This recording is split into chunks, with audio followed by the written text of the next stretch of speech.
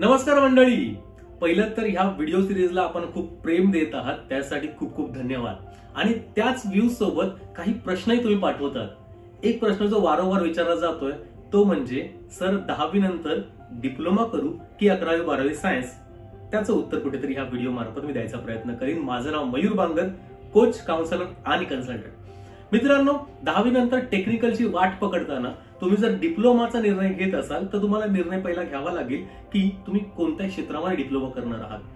Stream electrical, mechanical, civil, electronics असे कोणत्या ना कोणत्या एका स्ट्रीमला आपल्याला पकडावं लागेल आणि हे ऍडमिशन होईल dt.maharashtra.gov.in या वेबसाईटवर।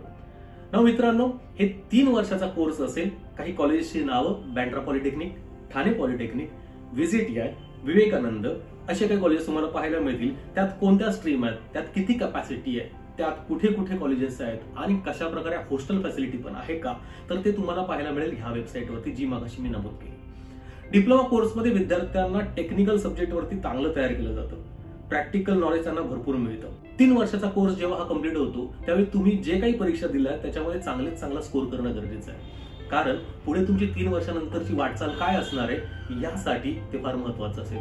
उदाहरण देईन मी तुम्हाला। काही विद्यार्थी आपल्या डिप्लोमा कोर्स नंतर पुन्हा 11वी 12वीकडे वळायचा प्रयत्न करतात, जे तुम्ही अजिबात केलं नाही पाहिजे।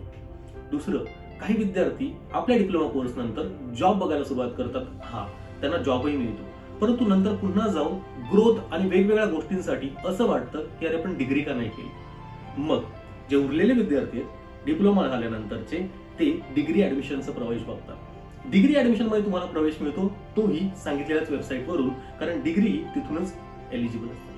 डिग्री ऍडमिशनचा प्रवेश मिळतो तुम्हाला त्याच वेबसाईटवरून, आणि तेही सेकंड इयरला। तुम्ही जर सेम स्ट्रीम मध्ये ऍडमिशन घेत असाल तर सेकंड इयरला ऍडमिशन घेताना थोडासा आपल्याला त्रास होऊ शकतो, कारण तिथे असणाऱ्या सीटची संख्या 2020-21च्या GR नंतर आपल्या पर्सेंटेज जे काही कोटा होता तो डिप्लोमा टू डिग्री जाताना तो 10% आणलेला आहे, आणि त्याच्यामुळे ऍडमिशन घेताना थोडे पर्सेंटेज जर स्ट्रॉंग असेल तरच आपल्याला चांगलं कॉलेज मिळू शकतं। मेरिटमध्ये पर्सेंटेज थोडे कमी असतील डिप्लोमाची तर आपल्याला थोडंसं दूर जावं लागेल कॉलेजसाठी।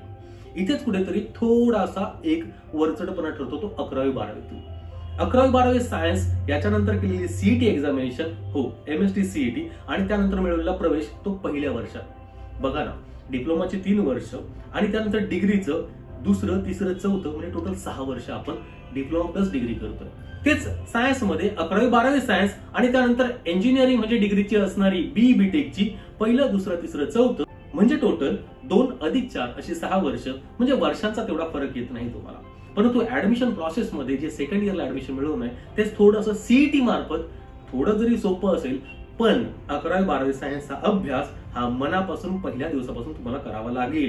11वी 12वी सायन्सचा अभ्यास कसा करायचा आहे आणि माइंडसेट कसा असेल या संदर्भात मी अजून एक व्हिडिओ तयार करेन। परंतु डिप्लोमा की 11वी 12वी सायन्स, तुमचा निर्णय घेताना मला नक्की खात्री आहे की ह्या व्हिडिओची तुम्हाला खूप जास्त मदत होईल।